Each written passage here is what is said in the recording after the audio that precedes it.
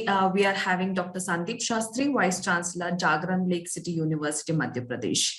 Dr. Sandeep Shastri is a renowned author, researcher, political strategist, international consultant, speaker, and has 13 books. To his credit, more than 51 chapters in edited books and over journals, besides more than 350 articles in open edition in leading newspapers. He is associated with several prestigious international research bodies in the field of social sciences and education.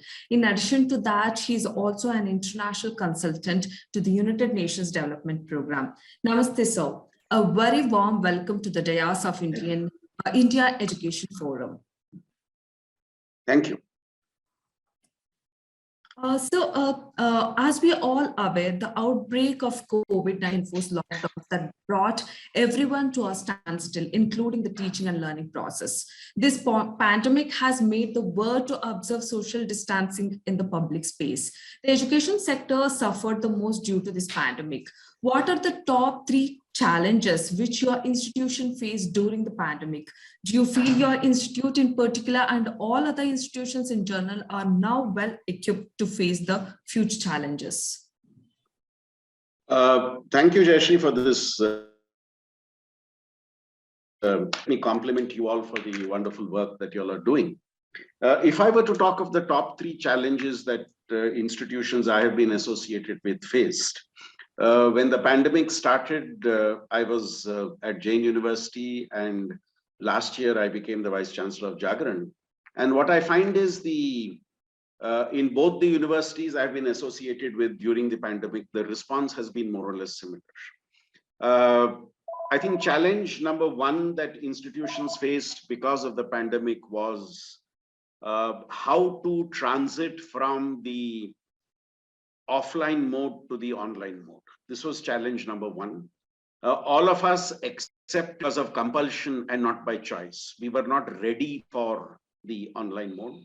And I'm happy that both the institutions I've been associated with, Jain in Bangalore and now Jagran in Bhopal, these were institutions in their regions where within the first few days of the lockdown, they moved into the online platform and started their classes online.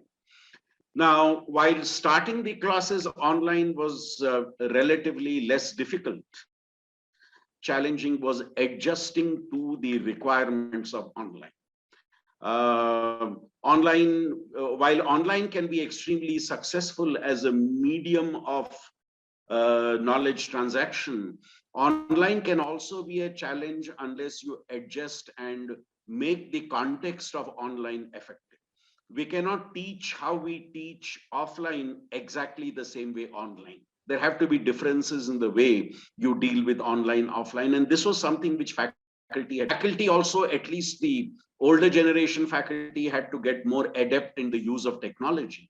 I think the comfort levels for students was much better because at least those students in cities from middle class and upper middle class families and well-to-do families did not find it a challenge to be able to access the online. So first was transition to online, and as a result of the transition to online, adjusting to the requirements of online was a challenge. Challenge number 2 was to keep the excitement of learning as much. You see, how do you make sure that, you see, I often say this, we are sitting together but staying apart.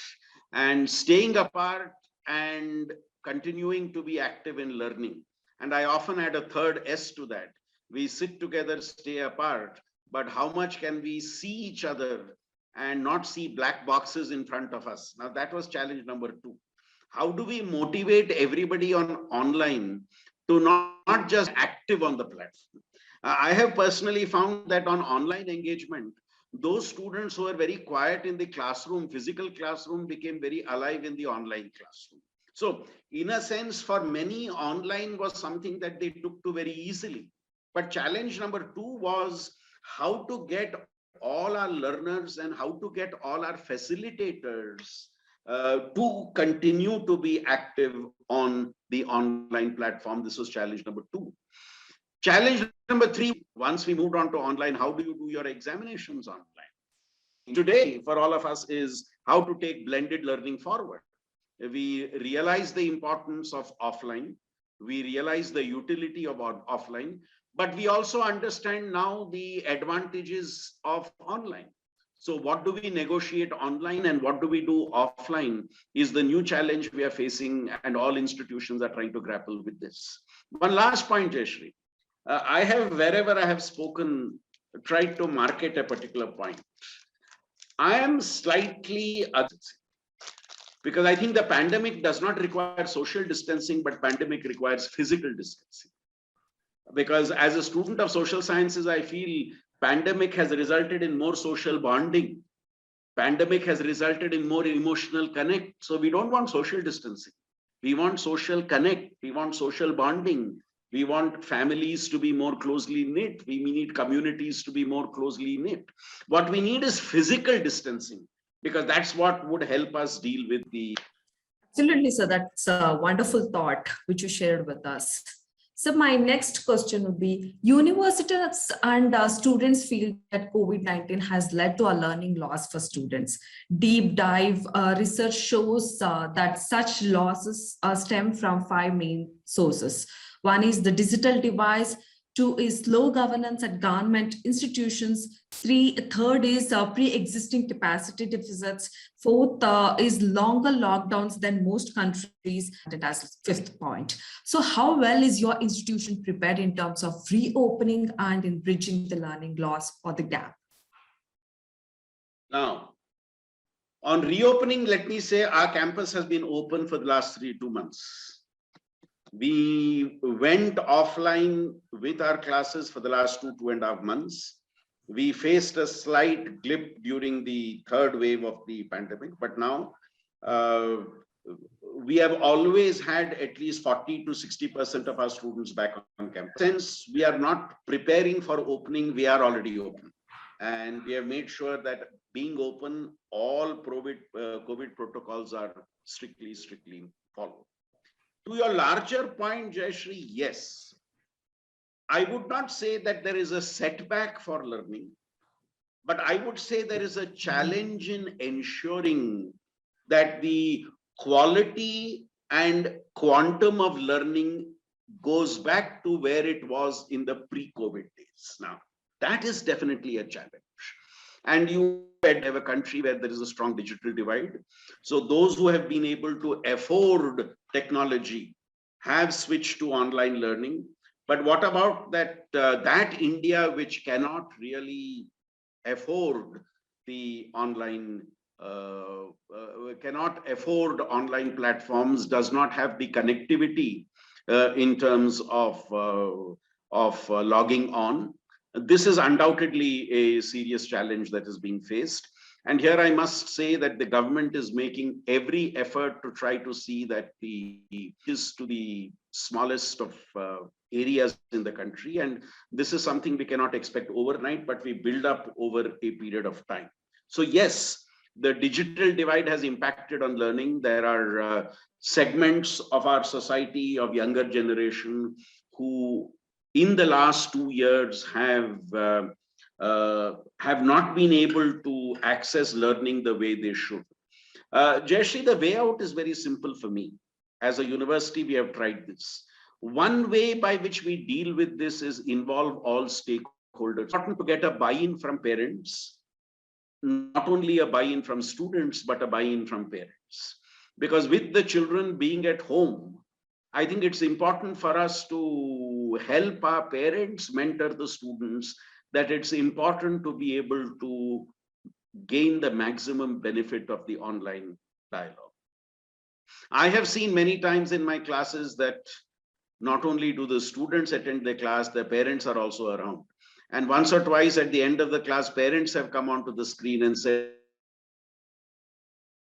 and they have complimented the way we have been doing things. So I think it's very important we have a buy-in from all stakeholders, especially from parents. Universities increasingly leveraging the resource at home, that is the parents, and getting them involved also in this process is extremely important. I think it's also important for us to sensitize learners that while online is comfortable, online is not the be-all and end-all of learning. While technology and digitization is very useful. I am one of those who firmly argues that technology can only be a tool to learning, and technology is not an alternative to learning.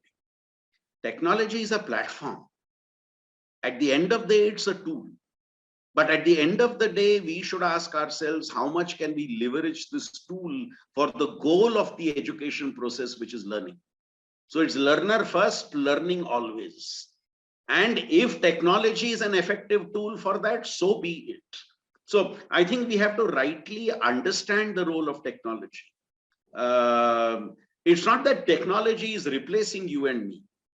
Technology is assisting you and me. Can I make sure that technology assists us? I know a lot of people today feel that when I teach in the classroom, students can get everything from Google, so why should they come to me? I think that's not the right approach. Yes, students can approach Google, but can I make Dr. Google my assistant rather than my competitor?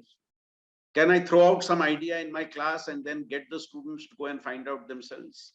I remember once in a class, I told the student there was a writer by X name who wrote something in 2012 which said this. I had all the details, but I wanted to check whether they will find out. Within half an hour, one of the boys, even as my class was going on, has put in the chat box, here is the article professor is referring to. You see, he has done a Google search, found out that article and put it for everybody. Now, this is what I mean by saying making Dr. Google your assistant and not your competitor. Now, can we leverage that as we go forward? And I think while 2 years has really raised a lot of questions, and I'm talking of a new generation of learners who have never actually seen the classroom. I know of cousins who tell me that their children who were supposed to enter first standard in 2020 have never been to a school for 2 years and now think that this television, that this laptop screen that you have is the actual classroom. They don't realize that there is something called a real classroom where you can go, sit, learn physically. Now, I think the challenge is going to be to get people into that space. Those who already were there understand what it was and want to get back to that. I remember that famous cartoon where the boy is praying to God, God, please open my school. That teacher is much better than my mother and father at home. So yes, I think we need to, as we move forward, look at how we can do blended learning involving both the offline and the online method. That's wonderful thought. So any professional development initiatives to teaching staff have been introduced in your university? The teaching methodology completely differs when it comes to online. Did you invest in any kind of teachers training for particularly equipping the teachers with online teaching skills? Oh, yes, this was very critical. It was very important to be able to equip our teachers at two levels. One, Jayashree, is the technological equipment, and the other is the psychological equipment. See, there are two types of equipment here. Absolutely. One is being adept at using technology. I still remember soon after the lockdown, I was taking a workshop for teachers. And as always happens, I logged in 5 minutes earlier to make sure everything was okay in one of the boxes. And I knew definitely he's not a teacher. So he looked at me, I looked at him, and we stared at each other for 10 seconds. And then he had not switched off the mic. So he shouted very loudly, Amma, your teacher has come immediately and join. And I could hear the mother shouting, oh, he has come early. I'm still not made the sambar ready for lunch. You listen to what he says for 5 minutes. I will join in 5 minutes. And then I realized this mother had got her child, who was more adept at technology, to be able to set everything up for her. And then she came and took over from there. How many of us were supported, were helped by our students and by our younger faculty to be able to understand the nuances of online. I still remember I was taking a class online when I told the students, okay, after the class, boys, I'm going to send you all my PowerPoint by email. And they started laughing. I said, why are you laughing? No, sir, why don't you put it in the chat box here itself? So I said, what, my PowerPoint can go to you on the chat box? They said, yes. I said, how? Then they guided me. You go to chat, open this, do it, and then you can directly send your PowerPoint to us. So many of us were guided by our students in being able to adjust to technology. And many universities had programs to help faculty equip. But Jayashree, the second thing is something I think we did not pay enough attention to, which is psychological training. See, online requires a psychological training. We are all used to having students sitting in front of us, nodding their heads and connecting with us, which does not happen online. Now, how do we train our teachers to encourage their students to actually switch on their cameras?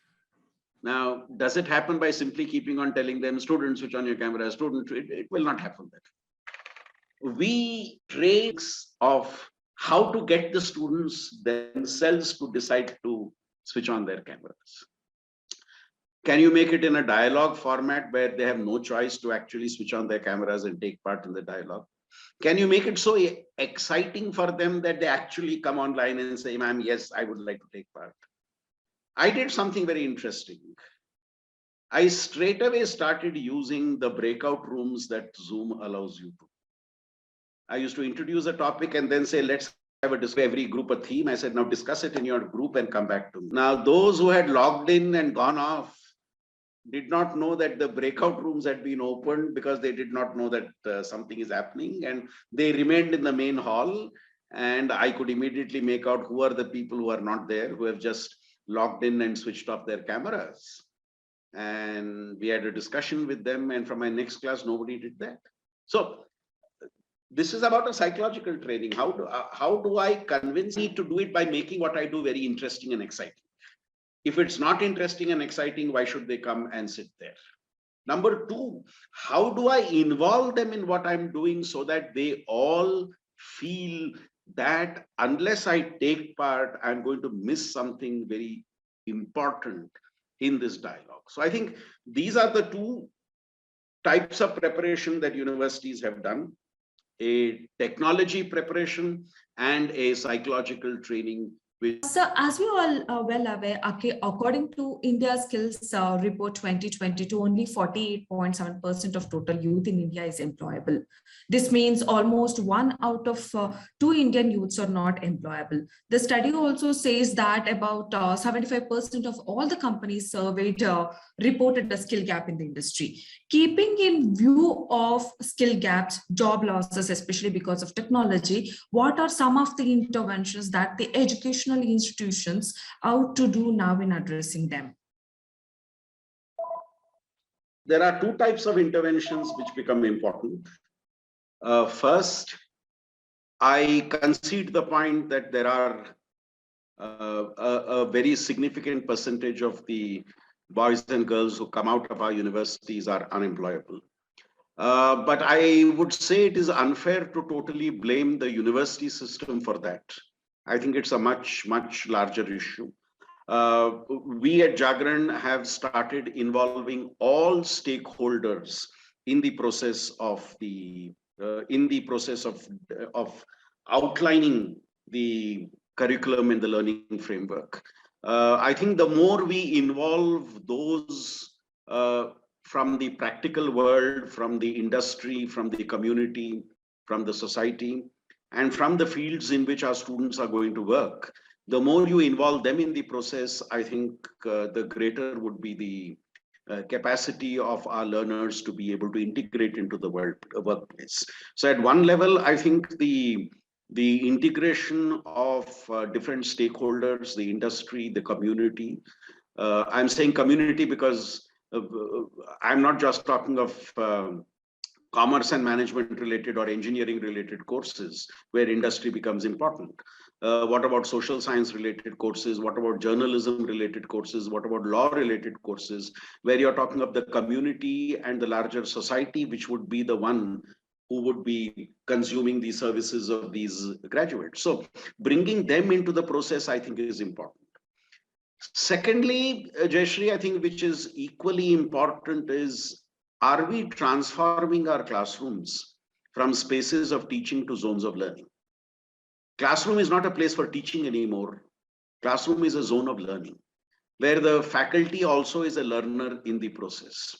I think one of the skills that the learner needs to develop for the professional world outside, many of those skills can be taught as part of the classroom dialogue.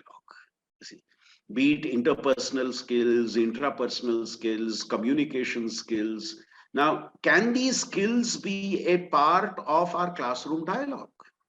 Now, can there be opportunities for students to take part in that dialogue so that tomorrow they have no hesitation to be able to do group work or to present their views or to articulate their viewpoints? Also, somewhere it is important that our facilitators bring the real world into our classrooms. As a student, did you often feel when you sat in a class, is this really going to benefit me in the future? Why am I sitting here learning all this? So can we make our classrooms in a sense more practical? When I discuss something in my classroom, can my student relate that to the real world that they see outside? Now that question is equally important and critical. So I would say this is the way we can reduce that gap and make our students, I would not use the word employable or non-employable, but make our students more ready for facing the realities of the world.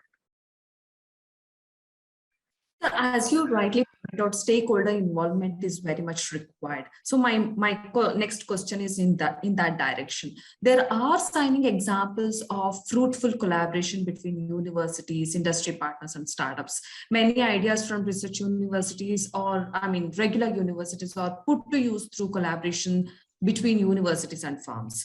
How well and what level have you collaborated with the industries in addressing 21st century education challenges? What kind of initiatives can be taken in driving a more outcome-based learning in terms of making the students ready for future workforce alongside? Jayashree, all our courses at our university focus on learning outcomes. A faculty goes into the class and asks herself at the end of the course, what is it that my learner should be able to do at the end of this course? How can the learner apply this learning and knowledge in the real world? So rather than a faculty asking herself, what ought to be, we look at what is at the end. So we have integrated learning outcomes into our curriculum across the board.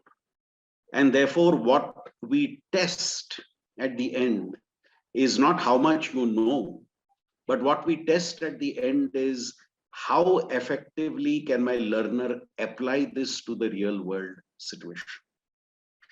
Secondly, we have been very active in collaborations with the industry, with the real world, with the outside world, in helping our students understand the reality they will face tomorrow. Our management school has tie-ups with industry, where our students have an opportunity for internship in the industry. Our law school has tie-up with law firms and with district courts, so that at every vacation, our law students can go and intern in law firms, intern at district courts, and then come back to the campus and reflect on what was the learning that they were able to do. My liberal arts school has a memorandum of understanding with the Madhya Pradesh police. And we are supporting the Madhya Pradesh police in training their police persons. And in return, our students are going to intern with the police and learn by working alongside police personnel. We believe, Jayashree, that any of these partnerships is not a one-way traffic. We learn from industry and industry learns from us. We learn from community and community learns from us. We learn from society and society learns from us. Our journalism school, which is one of our most, which is our flagship school, because being Jagran Lakecity University and having a connection with the leading newspaper, the Dainik Jagran, our journalism school has so many opportunities for its students to connect with the real world. We run a 24-hour FM radio channel, which is managed by our students. They have opportunities to intern with all types of journalism institutions and outlets. So I think this practical training, this connection between tomorrow's world of work for the student and today's world of study is extremely critical. And of course, we have a lot to do still. This is all work in progress, but I think a lot has been done in this regard. That extremely wonderful to know about your initiatives with regard to, preparing your students for future workforce. My next question is with regard to online degree programs. Keeping in view of rising demands for online degree programs, what is your opinion on massification of online degree programs and on the move of restricting universities in extending online programs? Jayashree, as per current regulations, online programs require certain very, very strict approvals. Of course, the open universities are allowed to run online programs, and some universities have applied for online programs and secured the permission for the same. Now, let me emphasize that 100% online programs are suitable for certain types of individuals who are seeking a higher degree. I would believe an online program is great for somebody who is working in the industry for 15, 20 years and then wants to acquire an additional degree. It is something which can help him or her greatly. I am a little cautious in suggesting a 100% online degree for somebody who is a fresh learner. A boy or girl just out of school, a boy or a girl just completed their graduation going on to higher studies. I would be a little cautious in suggesting wholly online learning for them. I would believe that they require some exposure to offline learning also. So I'm one of those who favor the new term of blended learning for fresh school pass outs and for fresh graduates who are pursuing higher studies. And I think this plan that is now there of 60% offline and 40% online as we move forward is a wonderful blend, where what is better online is done online and what is better offline is done offline. Because I think we cannot deny the fact that certain aspects of learning require offline engagement and certain aspects of learning can best be done on online engagement. Now, that harmonious blend is what we need to strategize about. Online learning is perfectly okay for those who are professionally employed and then want to advance their skills a little more. Now, for them, that's perfectly all right. But I would be a little cautious in suggesting 100% online learning for fresh graduates and those out of school getting into college. I would prefer a method of blended learning for them. That's nice. So with technology takeover and globalization, the education system is changing very fast. The future will be a time of edutech, digital learning, and online education. How would you visualize the higher education sector in 10 years? Jayashree, I am also in favor of technology. I have myself used technology both for my teaching and for my research and for my administration. However, technology is a facilitator. Technology is a platform. Technology is a vehicle. Now, that has to constantly be kept in mind. Learning is the goal. Learning is the objective. Learning is what we are aiming at. And if technology helps us in that learning process, so be it. I think as part of educators, we have to ask ourselves, how can I leverage technology for the learning process? I'm 100% convinced, Jayashree, today, tomorrow, 10 years from now, technology cannot replace the teacher. Technology cannot replace a facilitator. The facilitator, the learner are primary in that process. I am for artificial intelligence, but I am not for saying, therefore, that a robot will take class tomorrow. That's, for me, something not practical. A robot may do certain things, but a robot cannot, in that sense, replace that psychological connect that learning involves. A month ago, Jayashree, I heard a very interesting comment from a teacher who received her assessments from the student. And the student said, wonderful lectures by Microsoft PowerPoint. Now, so student is trying to say that Microsoft PowerPoint taught me, you didn't teach me. Which means if you had sent me all the slides, it's more than enough. Now, for me, that demonstrates an incompetency of a faculty to be able to leverage technology. See, how I use technology, how I use PowerPoint. In my university, we have had an entire workshop for all faculty on how to leverage PowerPoint. Now, PowerPoint is a tool, but how do you make that tool effective? How do you make sure that student doesn't tell you, ma'am, you also sit down with us, both of us will read the slides together? As a teacher, do I read the slides, or are the slides there in the background for the students to see, and my dialogue is what they're listening to? Now, how can a teacher master that art? So for me, that is important. So for me, technology is a vehicle, technology is a tool, technology is an instrument. Technology is not the goal.